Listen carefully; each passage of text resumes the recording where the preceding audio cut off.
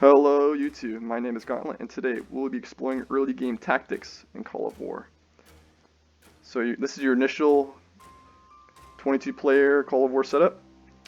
You've got 20 infantry, 3 anti-air, and 2 armored cars. Those armored cars and anti-air there can be slight differentiations, but that doesn't really matter. So, to win these tactical battles, especially early on, you want to have stacks of units. And to do this, you can just click on a unit and move it to a province that already has infantry in it. And in 12 hours and 17 minutes, it'll be there and they'll stack up on each other. And what will happen is if you make enough of these units in a stack and they hit an individual unit, it creates a huge mismatch because all 5 infantry will be dealing damage at the same time at the same tick per hour. So I'll get 5 times 2, 10 damage on a defending infantry, and that defending infantry will only deal 3 damage across all 5 of my attacking infantry units. So it'll be spread out, and it will do a lot less damage to your unit morale, as I will show you in a later video. But that's the gist of it.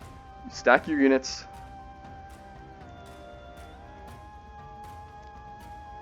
on the border, and you just send them at the enemy. And especially on an AFK or AI enemy, where they don't stack very much, you can just roll right through them and not have to worry about anything. Of course, the downside of stacking is that if I put all my units in one province, then I can only defend that one province, and if they launch a counterattack, then everything's wide open. So I would form stacks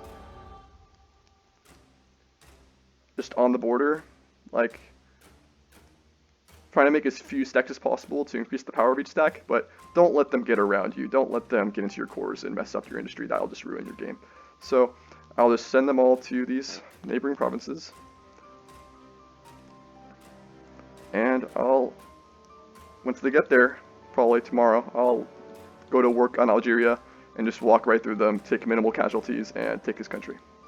But early game, it is noteworthy that infantry is a lot better on defense than on offense. It's actually 50% better. This doesn't matter if you have stacks and the enemy doesn't, you can still roll right over them.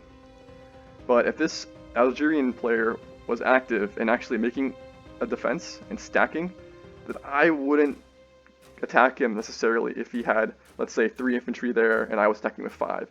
That would not be a matchup I would deem worth taking. I would hold up and I would search for a weaker spot to hit him.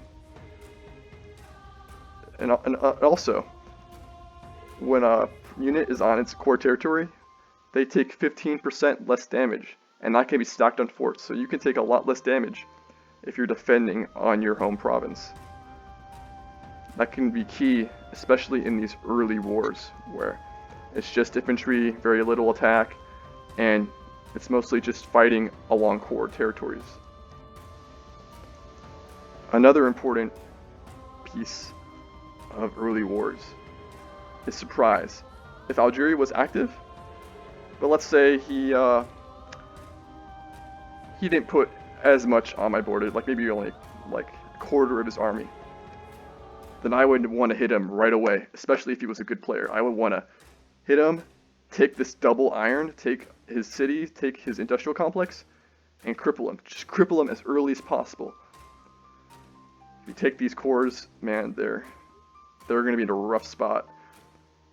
And they know it. They're going to see that their economy is failing, and most likely they'll give up. And you'll have basically a walk through the rest of their country if you can demoralize them enough. Another key part about early wars is reinforcement. You want to be able to reinforce your stacks if, let's say, Algeria somehow just becomes active right away and puts all 20 of his infantry right here. I'll be able to push here, but it would be really bad if he sent that 20 stack straight to my capital. So I would need to set up a defensive plan, maybe in Oujda or Taza, to stop that stack of 20. And a good way to do that is to have a stack of 5 here and like 7 here.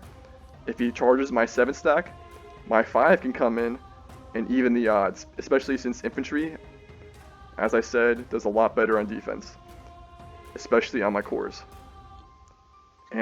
But you want to be able to time it out so that this infantry can get here, hopefully before their infantry can get there.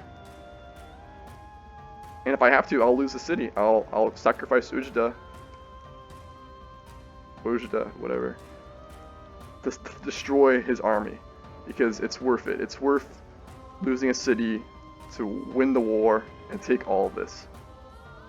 Another piece in reinforcement is being able to force march. Force march, I've seen people overuse it. For example, if I force march this unit all the way to Taza so that maybe it'll be there in time to take an offensive.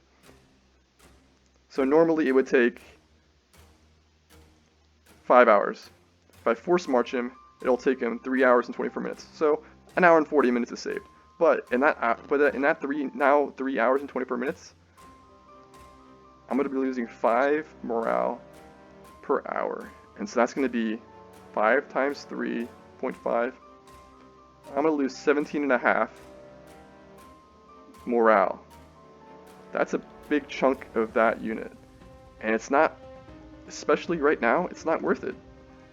I mean, if there's like, if I only have to force march him 30 minutes to reinforce a battle, then I'll do that. I'll sacrifice that 2.5% morale or 5% morale so that he's in that battle and able to deal damage right away.